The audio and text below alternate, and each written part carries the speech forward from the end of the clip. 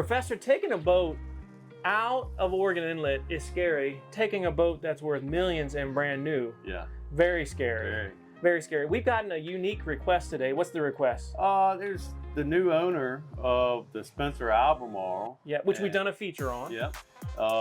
They just took the boat from the factory, and they're gonna leave to go up to New Jersey, and they need a little help getting out of the inlet there. Yeah, and this is really, really smart, because if they, let's say they've never taken this boat out of this inlet, right? Therefore they have no track lines, right? Which essentially means if they try to do this today, because we've seen other new boats go out of here on their own and get messed up, what's the issue, or what's the reason why they would say, hey, can I follow someone like you, Captain, like to go out versus just winging it on our own? Yeah, well, one thing is peace of mind. You know what I mean? If you don't have track lines, you're not familiar with the boat.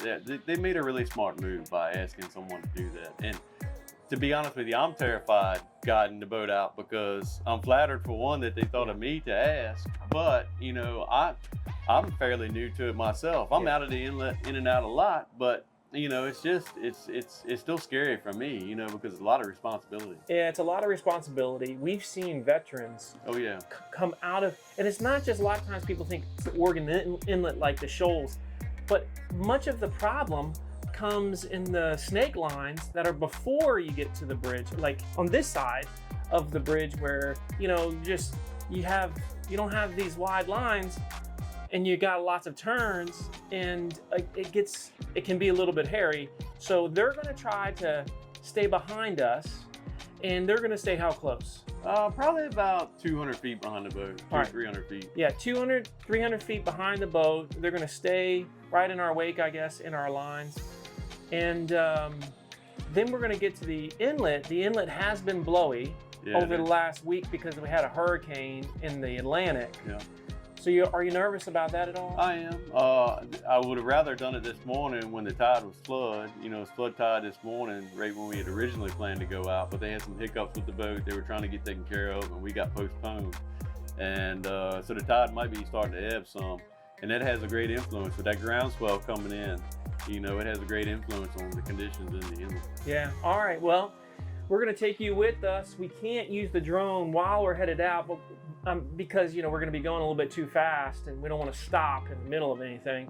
But we'll try to catch it at the end, and hopefully this will go well, and you'll be a part of it. And it's all about being smart on the water. That's what this video is about. And you got a boat that is worth millions behind us.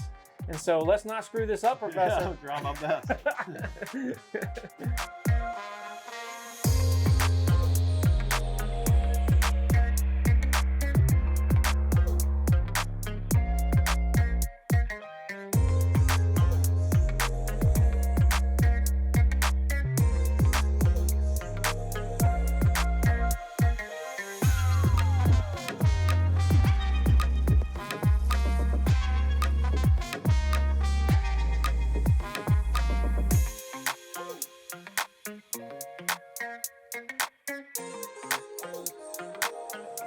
So we got how many miles to the actual Oregon Inlet there, Professor?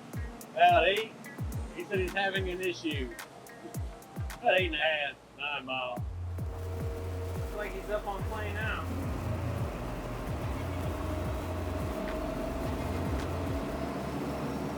So we got, for this first couple miles, Captain, it's pretty straight. We don't have much to worry about. It's Pretty straightforward. yeah, pretty straightforward from, I guess, what is Pirates Cove to, what's the point, what's the area where you say you gotta start really waking up? Well, right there with Duck Island, you can turn right and go to Headwood Gate, or you can turn left and go to the Fishing Center. That's when things get a little crazy there. Things get a little bit confusing for people. So what do you think about that that new Spencer, man? She's different. Yeah, I like it. I mean, it's pretty. She's pretty. Golly day, she's pretty. I'm a fan of that huge Carolina flare, you know, and you don't have a lot of that, but a lot of expensive boats, like you said, don't have it. They don't oftentimes have it, but everybody says they ride like nobody's business. That's right. Have you ridden on a Spencer before? I have not. Hopefully one day I'll be able to. Maybe we'll get a video. We're lucky enough to. Somebody out there, if you're watching this, we'd love to do a video. Take your Spencer for a ride.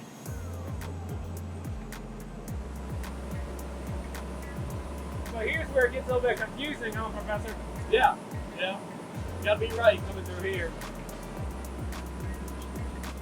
This is where, to me, is most confusing, and we seem like we have the most issues in this section here between now and the inlet, because it's like a snake going back and forth, and if you cut a corner too tight, then you got serious problems. Yeah. The problem with this, they call this the Katy cut, because the dredge, Miss Katy, cut this in, and a lot of times it'll show up. You know, so you gotta be careful. One of those things is the more you use it, the more you know about it. And it can change by the day, correct? Oh yeah, it could have changed after that, blow that we had. Yeah. Oh, they're doing good.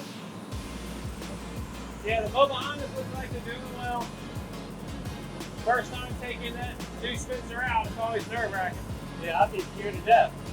I'm scared to death having him just follow me. Because it's not just the pressure of your own boat, it's a brand new boat. And if something happened right now, you'd be known as the guy that ruined not only your boat, but the brand new Spencer. Yep. All number 2. Yeah. Wouldn't take long for that word to get out. No, it would not. We're going to be just fine. But it's funny, this is how you and I really started working together in the first place, was me needing your help, getting out of the inlet, getting offshore. Now we're dumb enough to get in business with each other. You gotta admit that, Walker, this has been great. It's been a wild ride, I say that. It's been a wild ride. And it's, I think we're gonna have many incredible memories. I can't wait to start, doing some of the different tournaments up and down the coast, and who knows, maybe we'll win a couple, Yep. Oh, it's coming. Become some of them legends that you see. It's just, I'm living my dream right now. So, my life is better than it ever has been. And I thank you for that. All right, so we're going to the final stretch here before we get to the bridge. And the inlet does not look bad, but you never know. Yeah. From this view, it looks pretty good. Yeah, I think we're going to be just fine.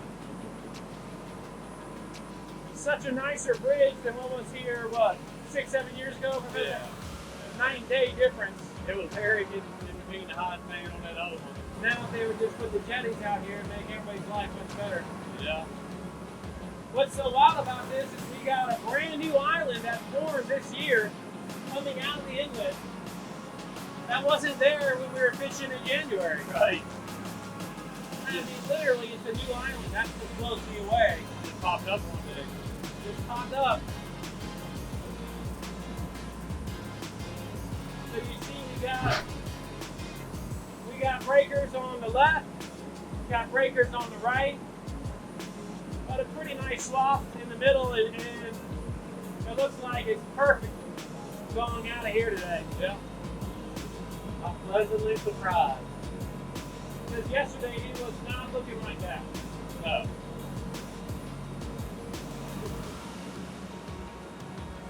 See a couple rollers up there. Doesn't look that bad though.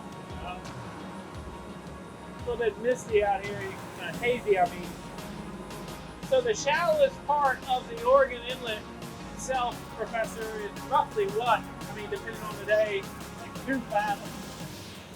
so like 12 feet. 12 feet, 10, 11, 12, 13 feet. I know there's times been a little bit less. So this is the bar right here, correct? Right here, yep. This is it. You can see where it gets shallow. The waves are stacking up there, the waves are stacking up there. Yeah. A ton of factors. The tide affects what this is, the wind affects, Yep. a little bit of everything. All types of factors. variables. Oh, God. Easy peasy, brother. Tell him we're gonna stop. He can go. We're gonna get the drone. If he wants to go slow for us, that'd be great. Yeah.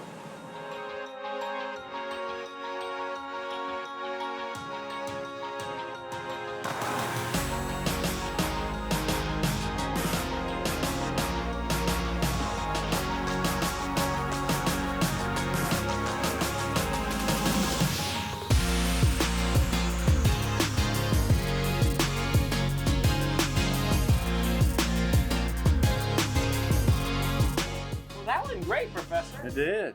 You just never know with the inlet what it's going to be like. No. I mean, yesterday, well, 12 hours ago, it was nasty. Yeah. I mean, nasty. Yeah. So he's headed up to, where is that boat? I believe they're going to Jersey. Yeah. Yeah. Endorfin. We want to thank Endorfin for allowing us to record their beautiful boat, and also want to give credit to where credit is due, which is Spencer and Albemarle have got this great partnership, and they're producing these beautiful boats, and to be able to show you hull number 2 and show you how it rides, and just quite a treat. But I think big message here is be smart. Yep. Don't take unnecessary risks. And if you haven't come in and out of an inlet before, just make an extra call like they did to you. That's right. Yeah. Well, you might have to pay a captain to, do that for you, but it's well worth it. I mean, it could be thousands and, tens of thousands of dollars in repairs, not only to mention your downtime. So. Yeah, nothing worse than buying something, spending probably a couple years planning it like they did, and then, to have issues, when you take it out to run aground, that would just be a disaster, break your heart. So we don't want that to happen. That's the cool thing about all the local captains around here. They want to prevent that stuff as well. But hopefully this was a fun little video for you as well. And make sure you like, subscribe, come fishing with this guy. I mean, we fish year round here in the Outer Banks. And so if you're interested, you bring yourself, bring your family, and have a great time. Until the next time, everyone, stay salty.